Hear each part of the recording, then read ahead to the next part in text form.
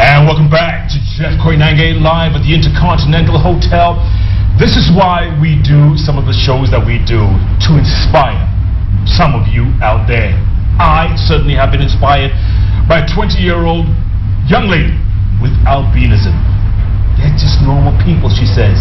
And she is, and she's proving it. Listen up. Her Twitter handle is @GraceMaya, M-A-Y-A. Mine is @Koinange Jeff, the hashtag people with albinism. And we're joined also with the woman who began this foundation, Dr. Choksi Foundation for People with Albinism. Albinism Foundation. Incredible. She's helped more than 660 people with albinism so far and counting.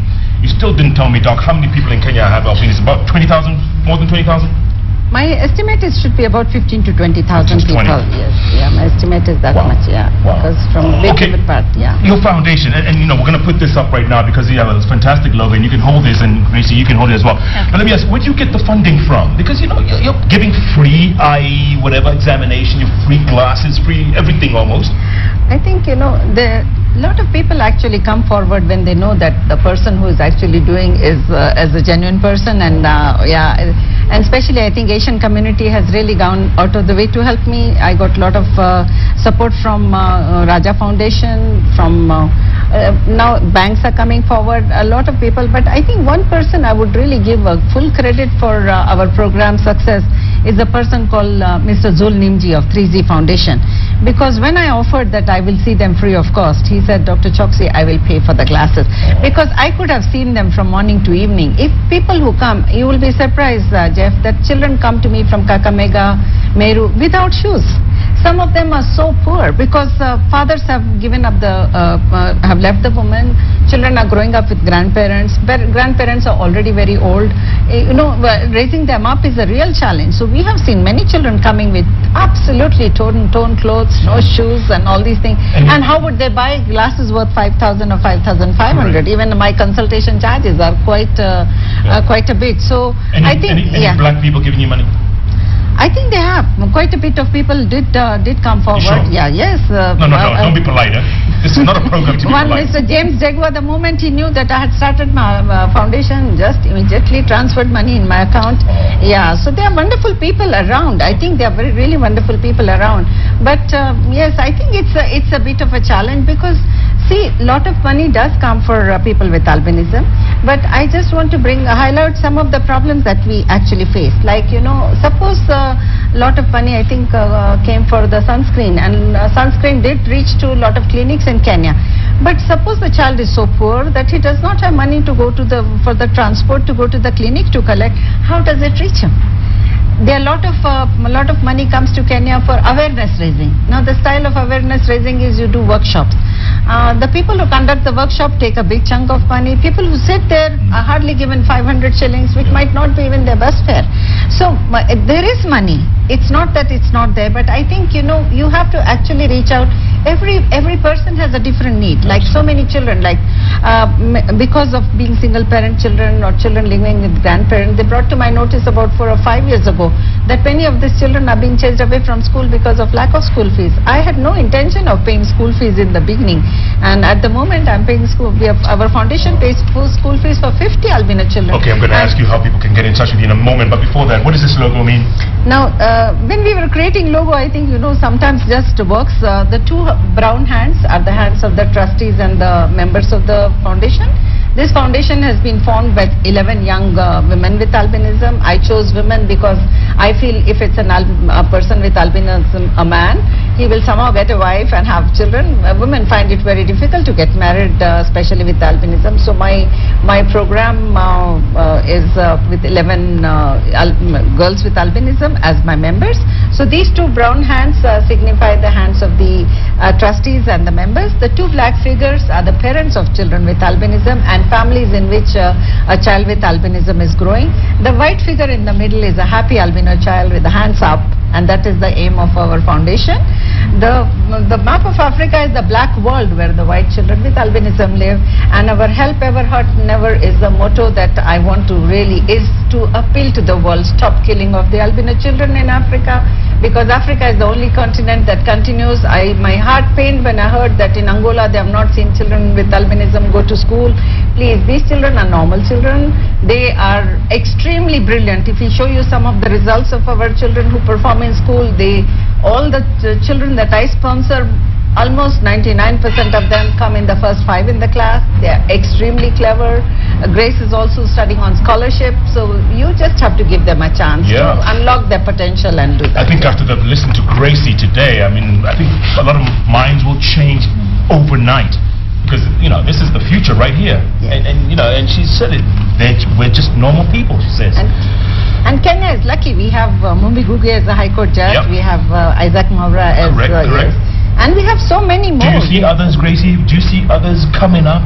You've dealt with a lot of people with albinism. Are there others coming up? Yeah. When you talk to someone, you see them after 2 days or 2 years, you see a change in them. Yeah. So when you try to encourage someone, you just reach out. Yeah. All you have to do is reach out and spread some love. This new constitution of ours, has it been helpful for folks like you? Not really, because now they're grouping people with albinism as disabled. I don't like that. I don't like that, because I have both arms, both legs, both eyes. So they're grouping us as people with disabilities. So I think that's a different category altogether. So it doesn't really favor people with albinism, according to me. It's a good point, Doctor. Can you imagine just being dumped in a group of people? That's exactly. But you see, I think for the time being, because we really have a long way to go, by the time people learn more about people with albinism, accept them in the society and all that, I think it might be still an advantage for them to be put in the group of disability, because really the way the situation has, the present generation, many of them are, like I told you, single parent children from very low socioeconomic and being grouped in the disability might give them a little advantage, because they might get more support for education. But Gracie doesn't want to be categorized in that. No, neither Mumbi Gugi. She is also very vehement that she doesn't want to be categorized in that. But I think majority of the people, if you really see 70-80% of the people, I think it might be a good idea for us to just, I think as the society understands this condition, as the ignorance is banished and people accept people with albinism in their houses, in their lives, so when Grace gets a boyfriend, we should know that we have Absolutely, can't wait. I'll tweet it. I'll spread the word. No. Doctor, if someone wants to get in touch with you, like you say, they're so poor, they're from a village somewhere up there, and they don't know how to get in touch. They come without shoes or without, torn clothes and stuff. How do they get in touch? I'm actually very grateful to one of my friends, Mrs. Jyoti Mukherjee. She runs the Software Technologies and Institute of Software Technologies. She actually did it as a CSR project to give us our website. It is www.albinismfoundation.com. Our email dr.c albinismfoundation is our email address. It's all given in our brochures. Yeah, we'll put it up on the screen as well. So we have a website. People can get in touch with us on the website. And yes, as long as we are also trying to reach through my foundation. I want to reach children with orphan children. I want to reach children with disabilities. I want to reach children, underprivileged children. Because imagine if the fourth child was an albino and the mother was thrown away from the house after the fourth child. Imagine what happens to the other 3 then. They also become underprivileged, or some of them, as soon as a child is born with albinism, the rest of the brothers and sisters don't even get an education, and it's really the situation.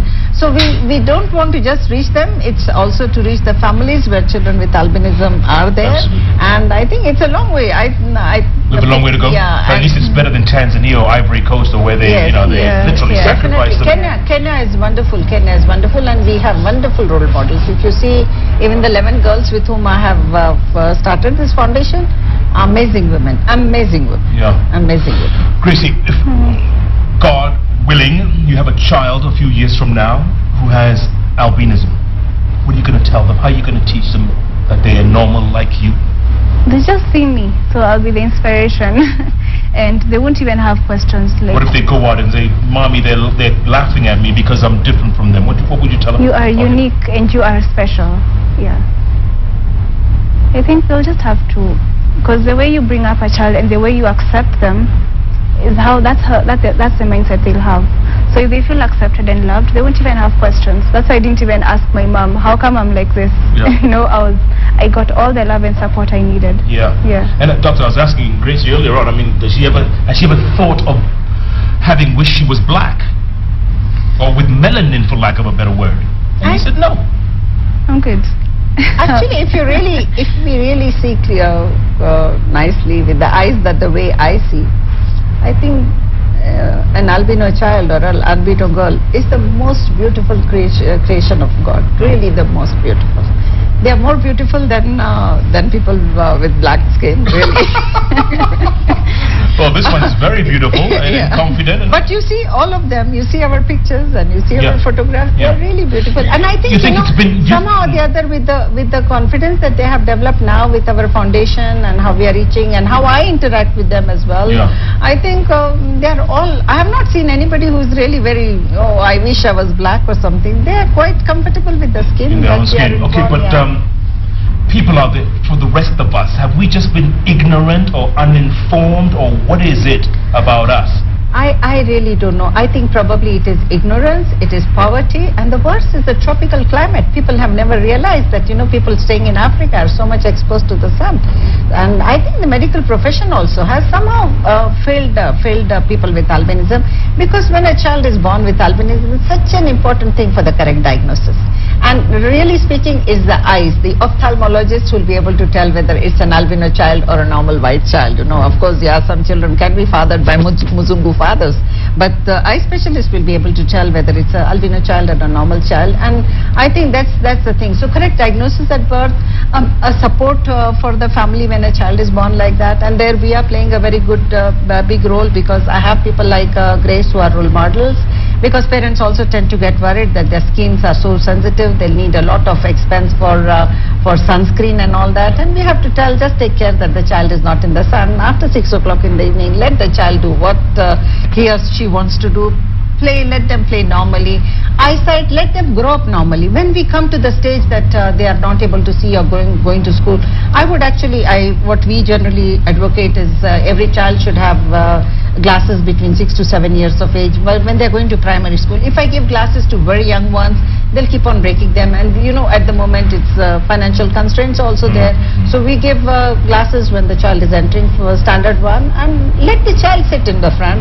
Let the teachers give him notes after the class, so for close-up. You see, if you ask Grace to read, she'll not be able to read here because of he brings something very close to read, but close they can read. Well, some of us do the same thing, and and we're supposed to be normal. And some of us had bloodshot eyes and we're supposed to be normal.